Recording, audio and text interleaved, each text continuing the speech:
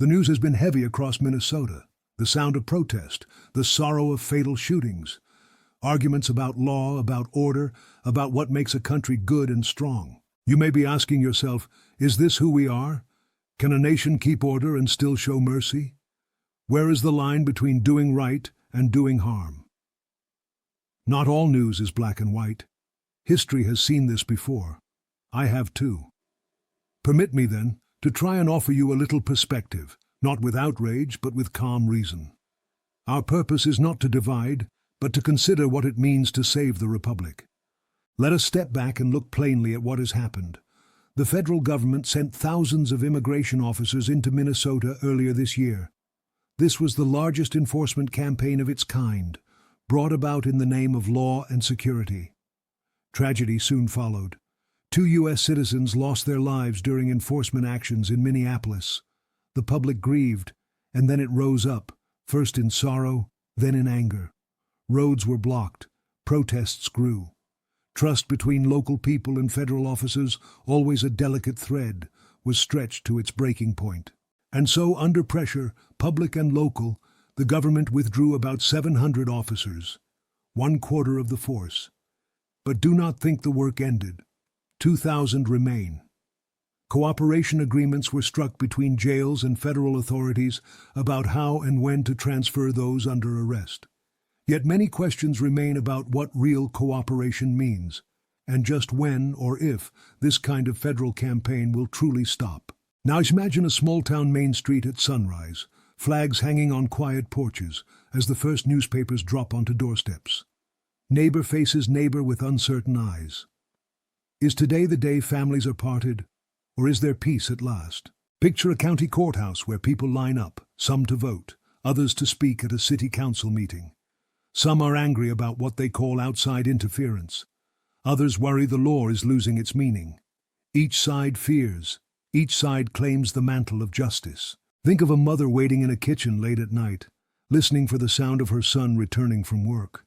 Sometimes all she hears is the low thump of distant helicopters or tires on the road. She sits in worry, not just for one boy, but for the whole promise of safety in her town. America's strength is her unity. But how does a nation hold together in times when fear is everywhere? The facts alone will never make the picture whole. There are real crimes, real duties. Officers are sent with orders not of their own invention, but as arms of policy penned in distant offices. Some carry these burdens with steady hands, others with too much hardness. Innocent people have been lost. Lines between guilty and safe grown blurred. Let us pause. For every act of law there must be reason. For every use of force, a question of conscience. The rule of law means nothing if it becomes a hammer that smashes friend and foe alike. We must recall, the founders built a country on careful balance, liberty for all, with law to bind us together. Neither can survive long alone.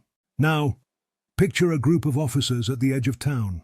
Shift just ended, uniforms rumpled, some heads bowed, others kneeling by their patrol cars as dusk darkens the fields. They too wonder, have they been made instruments of safety or of sorrow?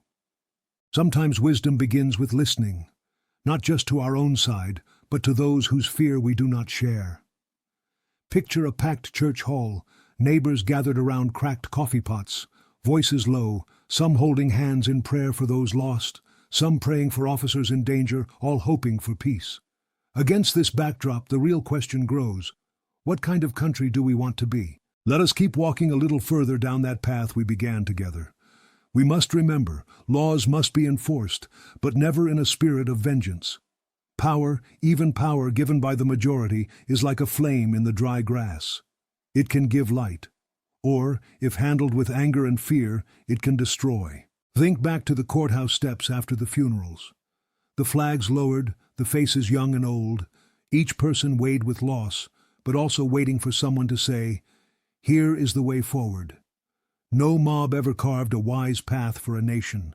No officer, alone and afraid, can keep peace for long without justice on his side and trust from those he serves. Protests may shake the quiet of a town, but they are not the enemy. Nor are officers called to wear a badge. The enemy is forgetting the line that runs through both, the line of our shared promise. that the law is to serve the people, and the people must trust the law. Imagine a school gym where voting booths stand. The air is tense but hopeful. Two neighbors who last month would not speak nod as they cast their ballots. This is the most American of answers: room for dissent, order for all. Yet, let me be plain. When protests become obstruction, when passion moves us to block roads or threaten, we risk losing that which makes protest noble, a faith in reason over rage. Now, see a family gathered in a small living room, TV news flickering, children leaning into their parents, not asking for law or protest, but only the reassurance that home is safe and tomorrow will come. That is the heart of a nation. And what of our officers? What do they hope? In quiet moments, many yearn not for praise or power, but for the chance to work with honor, to be welcomed, not feared. No true authority wishes to rule afraid. Real order comes when respect and mercy walk side by side. What lies ahead, then, for Minnesota and for us all? The operation goes on. There are still open questions. What counties have changed their ways? When will the last officer go home? Who, if any, will answer for the deaths? A free people must keep asking, and must demand that every official hold to account, and that every law be just and clear. Picture a city street as darkness falls. The protests are over for the night, but the banners still flutter. Young and old start to sweep up litter, some pausing, tired, hearts sore, and they look out over the river, wondering if kindness can cross to the other side. It can. I have seen it do so in darker days than these. History has seen this before.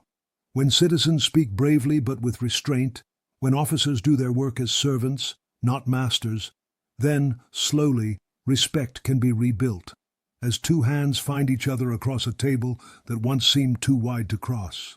Picture a neighborhood park at first light. The swings are still. There's dew on the grass. A lone worker picks up fallen signs from the night before.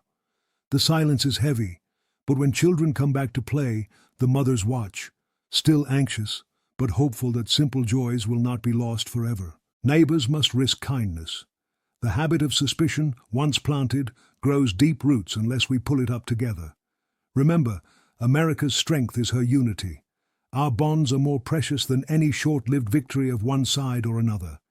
Imagine an officer, out of uniform, buying bread at the store. He nods to a woman who once stood across from him in protest. They do not speak, but both look down, searching for the line where duty and hope meet. This republic, our republic, was never meant to be ruled by force alone. We are meant to be governed by the consent and conscience of the people. When death comes by mistake, it is not enough to repair it with more words or louder laws. Only honest admission and plain effort over many months can restore trust once broken. At the county fairgrounds weeks later, there is music once again. Teens race burlap sacks. A preacher shakes hands with a sheriff. The pain has not vanished, but life begins to stitch a fragile thread of common ground. Let us resolve. Force should be a last and sorrowful resort, not a weapon of first call. And let us remind our leaders, federal, state, and local alike, that their duty is to serve the whole, not just the strongest voice shouting in the heat of the day. What lesson does this test offer? That even the gravest enforcement is measured by its effect on the lives of the most vulnerable. That true order walks with justice, and real safety begins with respect. Now, as the sun sets on Minnesota tonight, as porch lights blink on and tired hands close worn doors, may each heart hold the question, did I answer today's pain with rage or with reason, with fear or with hope? Not all news is black and white. Neither are the choices that lie before us. But the foundation holds. The Republic can be saved. If citizens demand accountability but also offer mercy, if officials wield law with care and not anger, if we see each other not as strangers but as fellow keepers of this grand American experiment, then no tragedy, however sharp, can break us forever. Picture an early morning at a diner. Steam rises from strong coffee. A newspaper lies folded on the counter. Two old friends, one wearing a deputy's badge, the other the pin from last year's protest, sit together. They do not agree on everything, but they agree that their town, their state, their country is worth saving together. So I leave you with this. What kind of country do you wish to build, not just with your vote, but with your daily acts, your temper, your willingness to listen and forgive? For the answer does not come from one law, or even from the halls of power. It begins wherever there is a neighbor, a family, a conscience willing to try. The Republic can indeed be saved. The better angels of our nature are waiting. Will you answer their call?